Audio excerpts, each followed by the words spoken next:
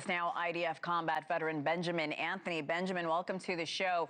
You heard the vice president saying, listen, Lebanon was never part of this deal. With that said, Pakistan's prime minister first said Lebanon was very much part of this 2-week ceasefire. Again, Netanyahu also saying that was never the point. The vice president saying it's a huge misunderstanding. What's your assessment on the situation? Why is Lebanon not considered part of the ceasefire?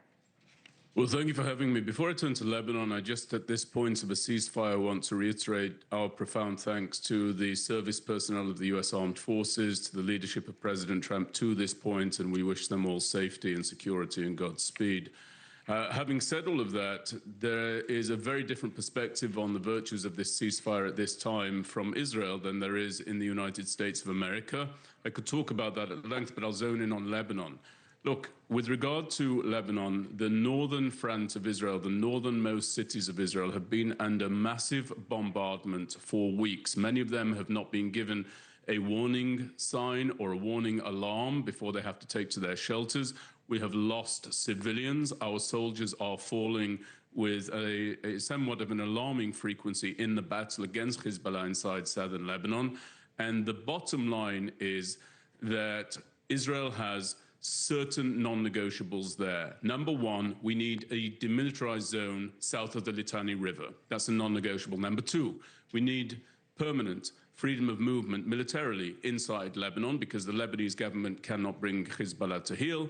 And we also need a buffer zone in southern Lebanon that is free of civilians. And finally, we require a permanent blockage of the rebuild of Hezbollah there. That is what is needed. That is what's required. And that's why Prime Minister Netanyahu has said, and it's been confirmed by President Trump, that the terms of this ceasefire with Iran do not cover what is taking place inside Lebanon. One final thought, if I may. Please.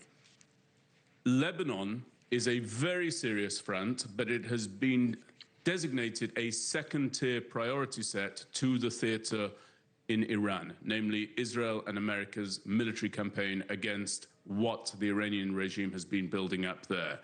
During the duration of this ceasefire, these 2 weeks, Israel must now elevate the priority set that has been assigned to Lebanon. It must intensify the campaign inside southern Lebanon and take the resources, specifically the air resources, that have been deployed towards Iran and start to take out with greater precision and intensity the terror forces that are there inside southern Lebanon, namely Hezbollah. The Lebanese ministry is claiming over 4,000 Lebanese civilians have died since these strikes began, and just in the last 24 hours, over 200 of them have died from these Israeli strikes. What do you see as the greatest risk of the ceasefire falling apart before these 2 weeks are up, Benjamin?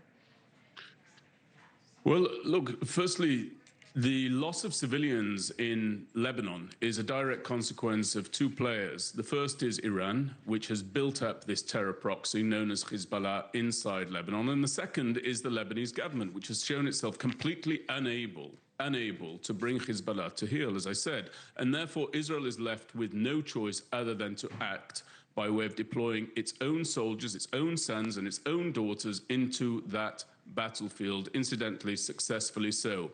But we have to make sure that we fight this enemy to a conclusion. At this point, since the October 7th massacre in 2023 launched by Hamas against innocent Israelis, we have a number of theaters where we have fought back valiantly and bravely, but the theaters are not yet closed. We still have a live, living problem with Hamas inside the Gaza Strip. Yeah. We still have an ongoing problem in Iran at the point of this ceasefire, and we still have an unresolved situation against Hezbollah. So the greatest danger would be that we fight Hezbollah to a draw rather than to a victory. Yeah, there is no doubt that Israel is fighting on many war fronts. Benjamin Anthony, thank you so much for coming on and providing context. Thank you for having me. Of course, you're welcome back anytime. And we will be back.